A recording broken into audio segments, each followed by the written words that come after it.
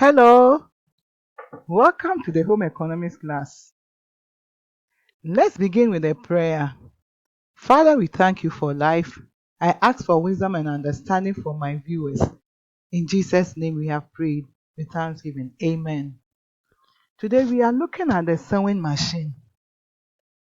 We know in the sewing industry, there are a lot of tools and equipment, but one of the most important ones is the sewing machine, without which you will not be able to make your garment.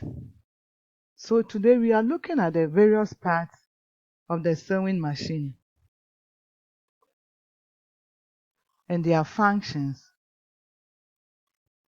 But before then, we had three main types of them. We had the hand sewing machine, the electric machine, and foot or treadle machine. Now let's look at the parts. They have almost the same parts. So we have spool thread. This isn't part of the parts, but then the spool pin is here. The spool pin holds the thread in place. Then we have the bobbin winder, balance wheel, stitch width regulator, stitch length regulator, reverse lever, stitch selector, presser foot lifter, presser foot, thread take up lever, thread guide, it's here. The needle, we have the needle clamp, we have feed dog.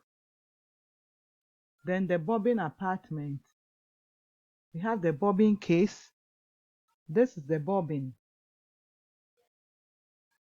and this is the foot pedal. This one is found on electric machines and then the foot machine. What's the function of the spool pin?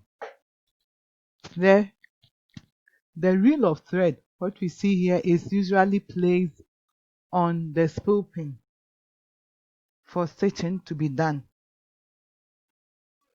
This is another image of a spool pin.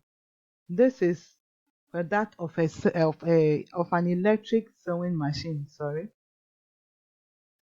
Then comes the thread guide. It holds the thread in position from the spool pin to the needle. There are several of the thread guides on sewing machines. Some have two, some have three, some even have four. This is the thread take-up lever, and it moves up and down when stitches are being made. See here.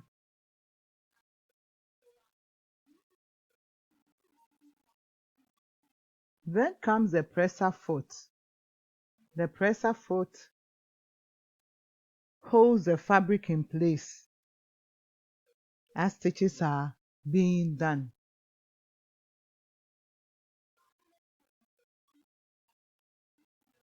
This is the presser foot from a different angle.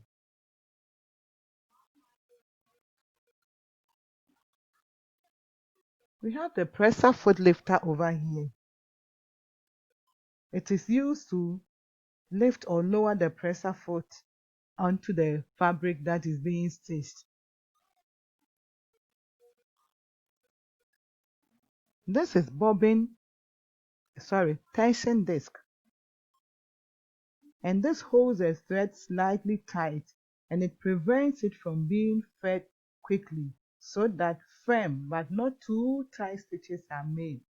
It regulates the tightness of the thread as it forms stitches. This is another view of the tension disc. From the thread guide, when you are threading the sewing machine, from the thread guide, the thread is brought to the tension disc over here. There are some springs inside there is a spring inside the tension disc. It has to hold the thread in place before it moves downwards. The part we see here, yes, it's called feed dog. That zigzag images we see under, it is what pushes the fabric to the back of the sewing machine when stitches are being made. So the fabric is placed on the feed dog, then the presser foot holds it in place. So when you start stitching, it pushes it back to the back of the work machine. Sorry. This is the stitch regulator. This regulates the length of the stitches. If you want tiny stitches, you use this one. And this also determines the type of stitches you want. This is the stitch regulator. It controls the length of the stitches. Some of the regulators can also reverse stitching when you are about to end. The two we see here are bobbins. We put thread around it for understitching. The bobbin fits into a bobbin case, which is fitted under the sewing machine. Here is the bobbin case. So after winding the thread on the bobbin, it is placed in this, and this part is put under the sewing machine for understitching to be made. Then we have the needle clamp. This is the needle clamp. It's an attachment that holds the needle in place. The needle clamp is here. This is a thread plate. The picture is not very clear, so let's move to this one. You see it better here. The thread plate, the plate over here, is also called slide plate, thread plate or slide plate. That is where the work is put or the fabric is placed, the whole of this place. Before we have the feed dog is here. The whole of this place is the thread plate or slide plate. The feed dog is here before the presser foot. Okay. Machine light. This one is for electric sewing machines. You don't have it on the hand machine. It's for electric sewing machines. It helps you to fix your needle and then see clearer. Bobbin winder. The bobbin winder, the bobbin is placed on the bobbin winder for thread to be wound onto it for understitching. Can also be used for top stitching as well. What we see here stops the machine from stitching. When you stitch and you feel that you are done, this is loosened or tightened. It is also loosened when bobbin is being filled with thread. So it allows the machine to stop stitching and also stitch.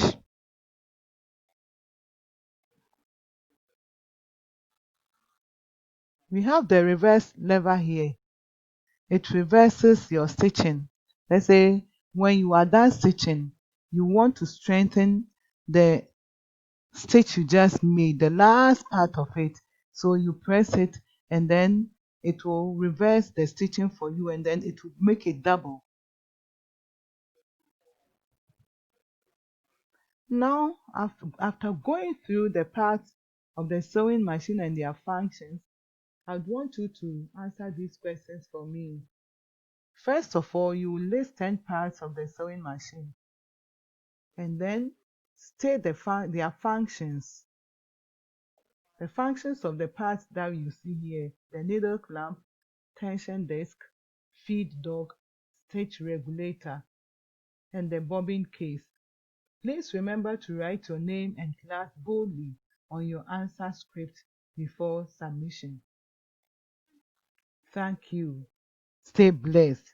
Don't forget to subscribe to my channel.